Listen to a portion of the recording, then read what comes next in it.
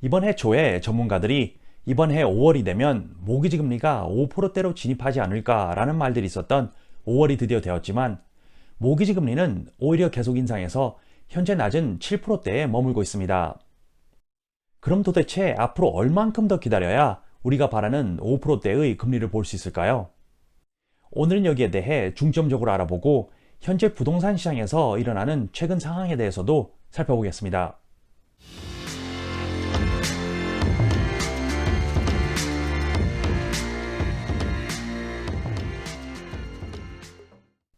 안녕하세요 여러분. 아틀란타 부동산 전문인 장희정입니다. 2024년 5월 월간 주택시장 보고서에 오신 것을 환영합니다. 오늘은 먼저 현재 신규 주택시장에서 벌어지고 있는 상황에 대해 알아보도록 하겠습니다. 우선 여기 NAR에서 1990년부터 최근까지 발표한 주택 경제성 지수를 보시면 작년 2023이 지난 30년간 데이터와 비교했을 때 가장 낮은 것을 볼 수 있습니다.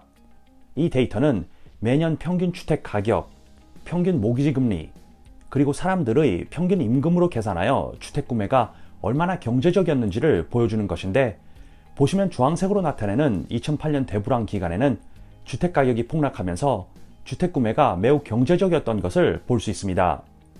그리고 그 이후 팬데믹 기간에는 주택 가격이 폭주하기 시작했을 시점이었고, 모기지 금리도 역대 최고로 낮아 주택 구매가 2008년 시점과 비슷한 경제성을 보여주었지만, 그 이후 주택 가격과 모기지 금리가 같이 폭주하면서 지금은 지난 30년 최하위 경제성을 보여주고 있습니다. 실제로 여기 또 NAR에서 발표한 데이터를 보시면 현재 미국 평균 모기지 지불금이 2,000불이 넘는데, 이것은 팬데믹이 시작하기 바로 직전인 2019년도보다 배가 많습니다. 그리고 현재 부족한 매물량을 채우기 위해 열심히 주택을 구축하는 건설업자들은 현재 주택 구매가 경제적이지 못한 시장의 문제를 해결하기 위해 새로운 방안을 내놓기 시작했습니다. 그리고 그것이 예전보다 더 작은 주택들을 구축하는 것인데, 지난해 38%의 건설업자들은 작은 주택들을 구축했다고 했고, 이번 해 26%의 건설업자들은 더 작은 주택들을 준비 중이라고 했습니다. 여기에 대해 크리에이티브 플래닝의 수석시장 전략가 찰리 빌렐로는 이렇게 언급했습니다. 주택 건설업자들은 더 작은 집을 짓고 더 많은 인센티브와 가격 인하를 제공함으로써 사상 최저 경제성에 적응하고 있습니다. 실제로 여기 평균 신규 단독주택들의 크기 변화를 분기별로 보시면 팬데믹 시점 이후 주택 크기가 계속 줄어들고 있는 것을 보실 수 있습니다. 그리고 작년 4분기에는 평균 신규 주택 크기가 드디어 2,400스퀘어피트도 안 되기 시작하는 것을 확인할 수 있는데, 여기에 대해 최근 전국주택건설협회는 이렇게 말했습니다. 팬데믹 이후 주택 붐이 일어나는 동안 주택 크기가 잠시 증가한 후 주택 크기는 낮아지는 추세이며, 주택 구매 경제성이 여전히 제한되어 있기 때문에 계속해서 크기는 작아질 가능성이 높습니다. 그리고 구매자들 또한 작은 주택에 대한 수요가 계속 높아지는 것을 여기 전국주택건설협회가 발표한 데이터를 보시면 알 수 있습니다.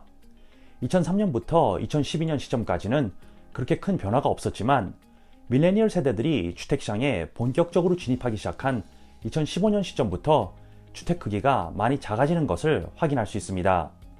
그리고 이 추세는 이제 주택시장에 진입하기 시작하는 Z세대로까지 계속 이어질 것으로 전망합니다. 여기를 보시면 Z세대는 1997년에서 2012년생으로 현재 10살에서 24살 사이인데, 작년 데이터를 보면 모든 구매자들의 3%와 모든 판매자들의 2%가 Z세대인 것을 데이터로 확인할 수 있습니다. 그리고 주택 구매 경제성이 이렇게 떨어지는 상황에서 이제 주택시장에 막 진입하기 시작하는 Z세대가 앞으로 주택 구매가 현실적인지에 대한 의문들이 있습니다.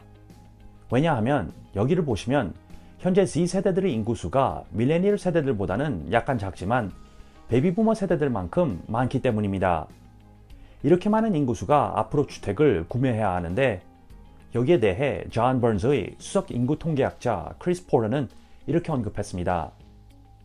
핵심적으로 Z세대들은 주택 소유를 여전히 열망하고 있습니다. 그러나 경제적으로 주택 소유가 큰 도전이기 때문에 그들의 주택 소유는 더 늦춰질 겁니다. 자, 그러면 오늘의 주요 요점인 모기지 금리에 대해 이제 이야기를 시작해 보겠습니다. 질로의 수석 경제학자 니콜 버차드는 현재 모기지 금리에 대해 이렇게 설명하고 있습니다. 현재 모기지 금리의 가장 큰 문제는 불안정함입니다. 여기 작년 10월부터 지금까지의 모기지 금리 변화를 보시면 작년 10월 말쯤에 금리가 8%를 넘었다가 그 이후 작년 말까지 급속도로 하락했었는데 그 이유는 인플레이션이 빠르게 하락하고 있었고 따라서 시장이 안정화되기 시작하는 조짐들이 있었기 때문이었습니다. 그런데 이번에 초부터 금리가 불안정하게 계속 위아래로 움직이는 행보를 보이고 있는데 그 이유는 현재 전반적인 시장을 포함한 전 세계적으로 다양한 일들이 일어나고 있기 때문입니다. 여기 First American의 부수석 경제학자 오데라 쿠시는 이렇게 언급했습니다. 매달 모기지 금리 방향에 영향을 미칠 수 있는 새로운 인플레이션 및 노동자 수에 대한 데이터 세트가 제공됩니다. 지속적인 인플레이션 둔화, 경기 둔화, 심지어 지정학적 불확실성도 모기지 금리에 영향을 미칠 수 있습니다. 그리하여 인플레이션에 대한 상승 위험을 나타내는 데이터는 더 높은 금리를 초래할 수 있습니다. 여러분, 많은 분들은 연방준비은행이 모기지 금리를 정한다고 생각하시는데 사실 그렇게 단순하지 않습니다. 현 시점에서 모기지 금리에 영향을 미치는 요소는 크게 세 가지입니다. 첫째는 당연히 인플레이션이고 인플레이션은 모기지 금리와 같은 장기 금리에 크게 영향을 미칩니다. 인플레이션이 높으면 모기지 금리도 높아지는 것입니다. 두 번째는 연준의 결정에 있습니다. 연준이 상황에 따라 연방기금 금리를 정하게 되면 그것에 따라 전반적으로 경제가 어떤 방향으로 움직일지가 확정되고 따라서 모기지 금리도 같이 움직이게 됩니다. 그리고 세 번째는 지정학적인 요소들입니다. 세계적으로 일어나는 많은 일들이 전 세계 경제에 영향을 미치게 되고 미국도 여기에 영향을 받을 수밖에 없습니다. 그래서 이 세 가지를 지켜보면 앞으로 모기지 금리가 어떤 방향으로 움직일지 알 수 있습니다. 그리고 가장 최근 5월 1일에 있었던 연준위원회의 결정은 연방기금 금리 목표 범위를 5.25에서 5.5%로 계속 유지하기로 결정했습니다.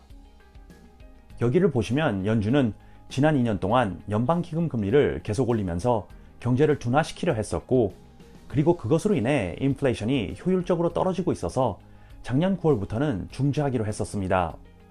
그리고 이것으로 인해 작년 말에 모기지 금리가 급하게 하락하는 것을 보았지만 지난 2달 동안의 인플레이션 데이터를 통해 연준은 우리가 연방기금 금리를 낮추기에는 아직 이르다고 결정한 것입니다.